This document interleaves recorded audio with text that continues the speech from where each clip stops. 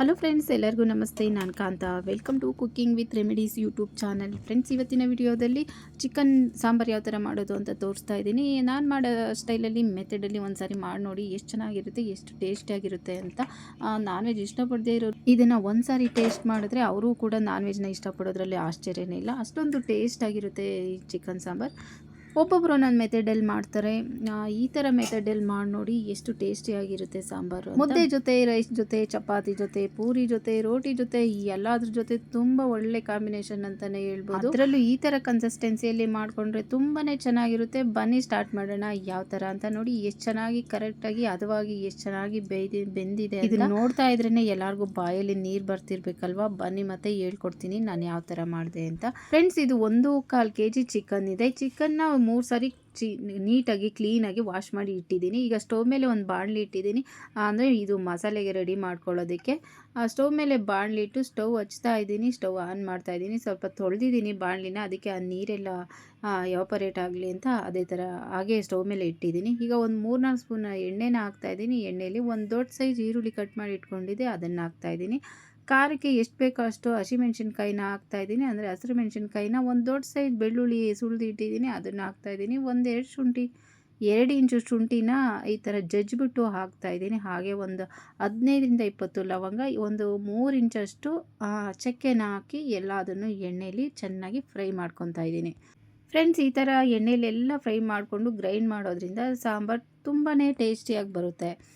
ಒಬ್ಬೊಬ್ಬರು ಎಲ್ಲದನ್ನು ಹಸಿದೇ ಹಾಕಿ ಗ್ರೈಂಡ್ ಮಾಡಿ ಹಾಕ್ತಾರೆ, ಹಾಗೂ ಮಾಡ್ತಾರೆ. ಈ ಥರ ಮೆಥಡಲ್ಲಿ ಮಾಡಿ ನೋಡಿ ಸಾಂಬಾರು ಎಷ್ಟು ಟೇಸ್ಟಾಗಿರುತ್ತೆ ಅಂತ.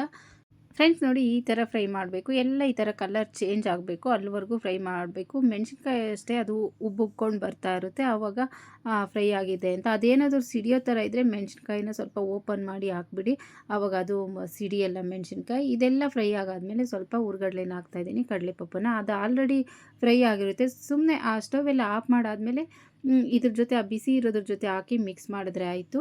ಅದನ್ನು ಸಪ್ರೇಟಾಗಿ ಏನು ಫ್ರೈ ಮಾಡೋ ಅವಶ್ಯಕತೆ ಇಲ್ಲ. ಈಗ ಮಿಕ್ಸಿ ಜಾರ್ ತೊಗೊಂಡಿದ್ದೀನಿ, ಅದಕ್ಕೆ ಸ್ವಲ್ಪ ಕೊಬ್ಬರಿನ ಹಾಕ್ತಾಯಿದ್ದೀನಿ.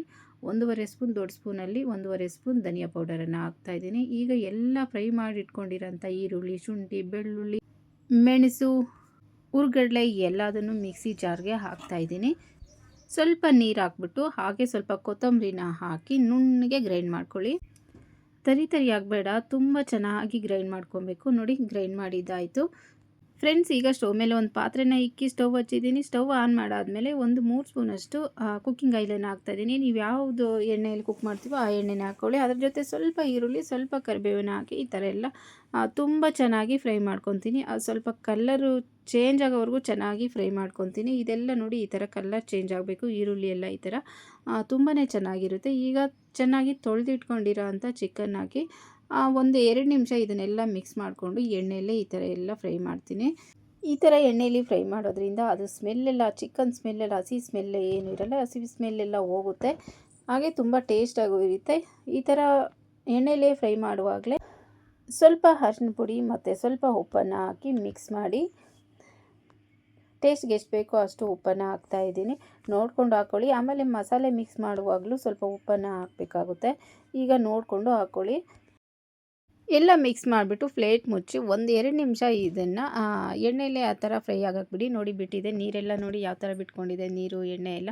ಆಮೇಲೆ ಗ್ರೈಂಡ್ ಮಾಡಿ ಇಟ್ಕೊಂಡಿರೋ ಅಂಥ ಮಸಾಲೆನೇ ಹಾಕಿ ಟೇಸ್ಟ್ಗೆ ಇನ್ನು ಸ್ವಲ್ಪ ಎಷ್ಟು ಬೇಕೋ ಅಷ್ಟು ಉಪ್ಪು ಹಾಕಿ ಮಿಕ್ಸಿಗೂ ಸ್ವಲ್ಪ ನೀರು ಹಾಕಿ ಅದರಲ್ಲಿರೋ ಮಸಾಲೆನೂ ಇದಕ್ಕೆ ಹಾಕಿ ಎಲ್ಲ ಮಿಕ್ಸ್ ಮಾಡಿ ಒಂದು 10 ನಿಮಿಷ ಕುದಿಸಿದ್ರೆ ಒಂದು ಒಳ್ಳೆ ಚಿಕನ್ ಸಾಂಬಾರು ರೆಡಿ ಆಯಿತು.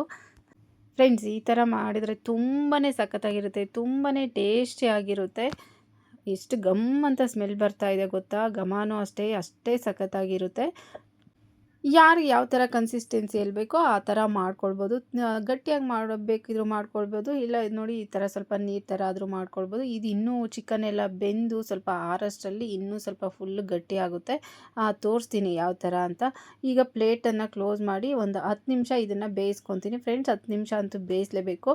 ನೋಡಿ, 10 ನಿಮಿಷ ಬೇಯಿಸಿದ್ದೀನಿ. ಎಷ್ಟು ಚೆನ್ನಾಗಿ ಕಲರ್ ಎಲ್ಲ ನೋಡಿ ಎಷ್ಟು ಚೆನ್ನಾಗಿ ಚೇಂಜ್ ಆಗಿದೆ. ಆ ಮಸಾಲೆ ಎಲ್ಲ ಬೆಂದು ನೋಡಿ ಈ ಥರ ಕಲರ್ಗೆ ಟ್ರಾನ್ಸ್ಫರ್ ಆಗುತ್ತೆ. ಎಷ್ಟು ಸಖತ್ತಾಗಿದೆ ನೋಡಿ. ಇದು ಆರ್ತಾ ಇನ್ನೂ ಸ್ವಲ್ಪ ಗಟ್ಟಿಯಾಗಿ ಆಗುತ್ತೆ. ಮುದ್ದೆ, ಅನ್ನ, ಚಪಾತಿ ಎಲ್ಲದಕ್ಕೂ ತುಂಬಾ ಸಖತ್ತಾಗಿರುತ್ತೆ. ಇಡ್ಲಿ ಜೊತೆ ಎಲ್ಲ ಸಖತ್ತಾಗಿರುತ್ತೆ. ಫ್ರೆಂಡ್ಸ್, ಈ ಮೆಥಡಲ್ಲಿ ಮಾಡಿ ನೋಡಿ ಒಂದು ಸಾರಿ ಚಿಕನ್. ಒಬ್ಬೊಬ್ರು ಒಂದೊಂದು ಥರ ಮಾಡ್ತಾರಲ್ವ, ಈ ಮೆಥಡಲ್ಲಿ ನೀವು ಒಂದು ಸಾರಿ ಟ್ರೈ ಮಾಡಿ ನೋಡಿ. ಹೇಗಿದೆ ಅಂತ ಕಮೆಂಟಲ್ಲಿ ಹೇಳಿ. ಲಾಸ್ಟಲ್ಲಿ ಬೇಕಿದ್ರೆ ಇನ್ನು ಸ್ವಲ್ಪ ಕೊತ್ತಂಬರಿನ ಕಟ್ ಮಾಡಿ ಹಾಕ್ಕೊಳ್ಬೋದು. ಆಗ ಸಾಂಬಾರಲ್ಲಿ ಅದು ಗ್ರೀನಾಗಿ ಕಾಣ್ತಾ ಇದ್ರೆ ತುಂಬಾ ಚೆನ್ನಾಗಿರುತ್ತೆ. ರುಬ್ಬೋದಕ್ಕೂ ಸ್ವಲ್ಪ ಹಾಕಿರ್ತೀವಲ್ವ, ಈ ಥರ ಲಾಸ್ಟಲ್ಲಿ ಮಟನ್ಗಾಗಲಿ ಚಿಕನ್ಗಾಗಲಿ ಈ ಥರ ಕೊತ್ತಂಬರಿ ಸ್ವಲ್ಪ ಕಟ್ ಮಾಡಿ ಹಾಕಿದ್ರೆ ತುಂಬಾ ಚೆನ್ನಾಗಿರುತ್ತೆ. ನೋಡಿ, ಕಾಲೆಲ್ಲ ಬೆಂದಿದೆ ಚೆನ್ನಾಗಿ. ಫ್ರೆಂಡ್ಸ್, ನೀವು ಚಿಕನ್ನ ಮಟನ್ನ ಬೆಂದಿದೆ ಅಂತ ನೋಡೋದು ಏನಪ್ಪ ಅಂದರೆ, ಮೂಳೆ ತೊಗೊಂಡು ಅದು ಮೂಳೆ ಇರುತ್ತಲ್ಲ ಅದನ್ನು ತೊಗೊಂಡು ಬಿಡಿಸಿದ್ರೆ ಆಯಿತು. ಆ ಮೂಳೆಯಲ್ಲಿ ಏನಾದರೂ ಮಾಂಸ ಬಿಟ್ಟರೆ ಅದು ಕರೆಕ್ಟಾಗಿ ಬೆಂದಿದೆ ಅಂತ. ನೋಡಿ, ಸ್ವಲ್ಪ ಹೊತ್ತು ಇಟ್ಟಿದೆ ನೋಡಿ ಫ್ರೆಂಡ್ಸ್, ಯಾವ ಥರ ಕನ್ಸಿಸ್ಟೆನ್ಸಿಯಲ್ಲಿದೆ ಅಂತ. ಇಷ್ಟೊಂದು ಗಟ್ಟಿಯಾಗಿ ಆಗುತ್ತೆ. ಈ ತುಂಬಾ ಚೆನ್ನಾಗಿರುತ್ತೆ. ನಾನು ಅನ್ನದ ಜೊತೆ ಸರ್ವ್ ಮಾಡ್ತಾಯಿದ್ದೀನಿ ಫ್ರೆಂಡ್ಸ್. ತುಂಬಾ ಸಖತ್ತಾಗಿತ್ತು. ಜೊತೆಗೆ ಸ್ವಲ್ಪ ಸೌತೆಕಾಯಿ, ಈರುಳ್ಳಿ, ಜೊತೆಯಿಂದ ಸ್ವಲ್ಪ ಬೇಕಿದ್ರೆ ಸ್ವಲ್ಪ ನಿಂಬೆಹಣ್ಣು ಅದರಲ್ಲಿ ಮಿಕ್ಸ್ ಮಾಡ್ಕೊಂಡು ತಿಂತಾಯಿದ್ರೆ ಮಧ್ಯಾಹ್ನ ಲಂಚ್ಗೆ, ರಾತ್ರಿ ಡಿನ್ನರ್ಗೆ ಸಖತ್ತಾಗಿರುತ್ತೆ. ಏನೋ ಬಾಯಿ ಸ್ವಲ್ಪ ಕೆಟ್ಟೋಗಿದೆ ಅನ್ನೋ ಟೈಮಲ್ಲಂತೂ ಈ ಥರ ಮಾಡ್ಕೊಂಡು ತಿಂದರೆ ಅಂತೂ ಸಖತ್ತಾಗಿರುತ್ತೆ. ಫ್ರೆಂಡ್ಸ್, ಗೊತ್ತಲ್ಲ, ಚಿಕನ್ನು ಬೇಗನೂ ಬೇಯುತ್ತೆ, ಟೈಮ್ ಏನು ಜಾಸ್ತಿ ಅಂತ ಏನೂ ತೊಗೊಳಲ್ಲ. ಫ್ರೆಂಡ್ಸ್, ಇವತ್ತಿನ ರೆಸಿಪಿ ಇದಾಗಿತ್ತು. ಫ್ರೆಂಡ್ಸ್, ಹೇಗಿತ್ತು ಚಿಕನ್ ಸಾಂಬಾರು ನಾನು ಮಾಡಿದ್ದು ಅಂತ ಪ್ಲೀಸ್ ಒಂದು ಕಮೆಂಟಲ್ಲಿ ತಿಳಿಸಿ. ಹಾಗೆ ಯಾರೆಲ್ಲ ನೋಡ್ತಿದ್ದೀರೋ ದಯವಿಟ್ಟು ಸಬ್ಸ್ಕ್ರೈಬ್ ಮಾಡ್ಕೊಂಡು ಸಪೋರ್ಟ್ ಮಾಡಿ. ನಿಮ್ಮ ಫ್ಯಾಮಿಲಿ ಫ್ರೆಂಡ್ಸ್ಗೂ ಶೇರ್ ಮಾಡಿ. ಹಾಗೆ ಮತ್ತೊಂದು ವಿಡಿಯೋಲಿ ಸಿಗೋಣ ಅಂತ ಹೇಳ್ತಾ ಥ್ಯಾಂಕ್ ಯು.